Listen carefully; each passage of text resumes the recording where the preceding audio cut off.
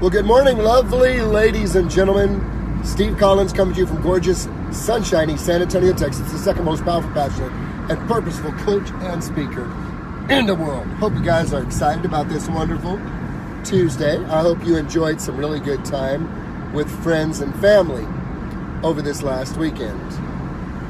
This will be a short one today because I want it to really sink in. I'm not going to go into major depth because I really want you to take this seriously to heart. If you're not in control of your mind, please be aware that someone else is.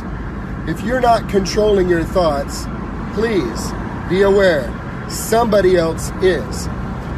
And the majority of the decisions you make throughout the day, believe it or not, have already been made for you in advance because of what we call programming.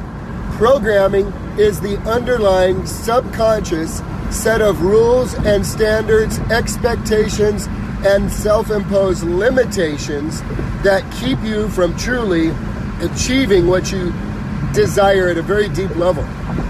It is blocking you. Believe this or not, this is a powerful statement. And if you'll do a little bit of work and reflect on it in your life, you'll know that it's very true.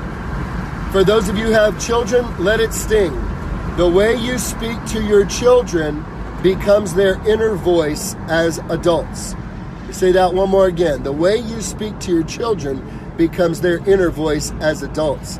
Believe it or not, unless you have done some serious mind work and some serious thought work and digging deep into why you do what you do, unless you've spent some significant time on your own psychology, you are likely living a life of imposed limitations. Limitations that were imposed on you from the time you were a very impressionable child, depending on who you were surrounded by, who was influencing you, and whose behaviors and thinking you were modeling without even being aware of it. This is why you will hear people say, well, that's how grandma does it. That's how my mama does it. So that's how I do it. You'll hear guys say, well, that's how my granddad did it. That's how my dad did it. That's how I do it. That's just who we are. That's the way we are. What that is that is modeling from one generation to another. Now, the challenge is, unless you were raised by someone with superior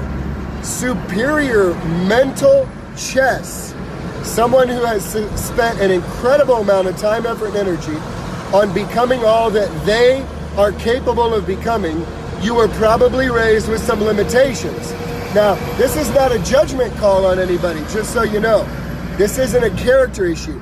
The people who raised you probably loved you more than anyone else on the earth. They probably loved you so much that what they thought were statements or information of protection were actually fear-based suggestions and beliefs so that little Johnny Tortilla Eater wouldn't hurt himself.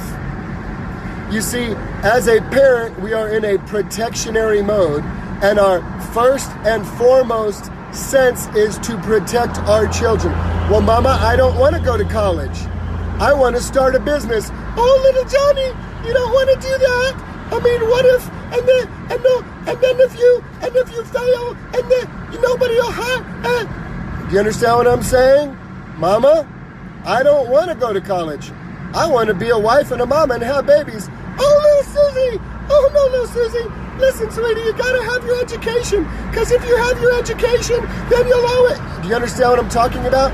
These are not limitations that were sown or spoken into your life because someone was attempting to deliberately derail you or to demolish your dreams or to sabotage the potential success that you see in your spirit. No, these were people who are normal human beings who may have had and probably did have their own limiting beliefs, who had their own limitations that they experienced, and they were doing their very best to help you not to get hurt.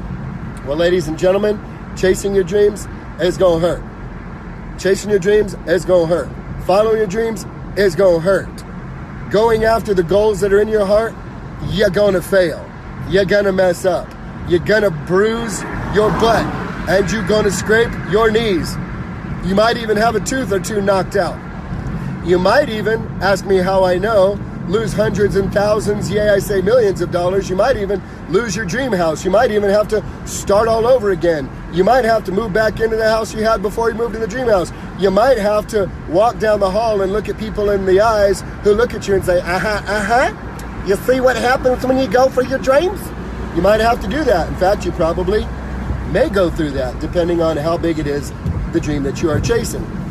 So if you are not controlling your own thoughts, please be aware somebody else is.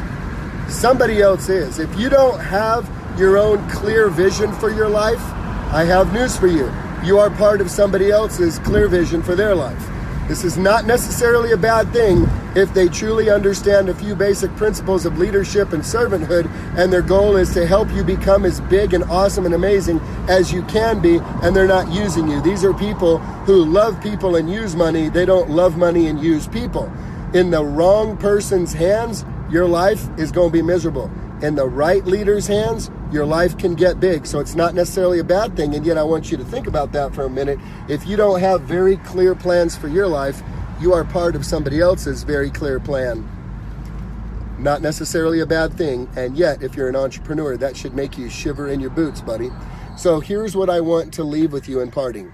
If you are not in control of your thoughts, somebody else is controlling your thoughts. Whether it be advertising, whether it be media, whether it be a political affiliation, whether it be some type of race or creed or religion, whether it be some type of parental influence, whether it be Hollywood, whether it be books, you are being influenced by someone.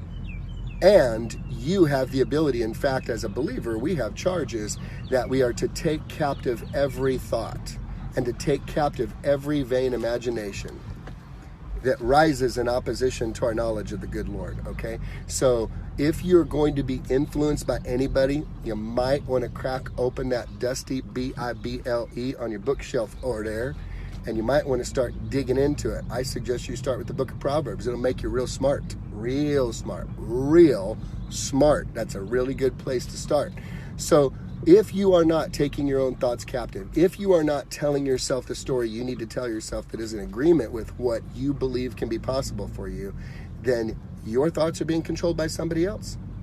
It's just the way that it is. This is not a debate. I ain't being politically correct here. I'm just being correct. And I'm going to tell you straight truth, ladies and gentlemen. If you are not the one controlling the thoughts you are thinking about yourself, you are on automatic pilot, believing the things that have been spoken about you and over you for the majority of your life. The good news today, you have the ability to decide if you want to continue to listen to that story or if you would like to be the one to change the story. The story you tell yourself will determine just how big or how small of a life you live. I hope today you choose to live big.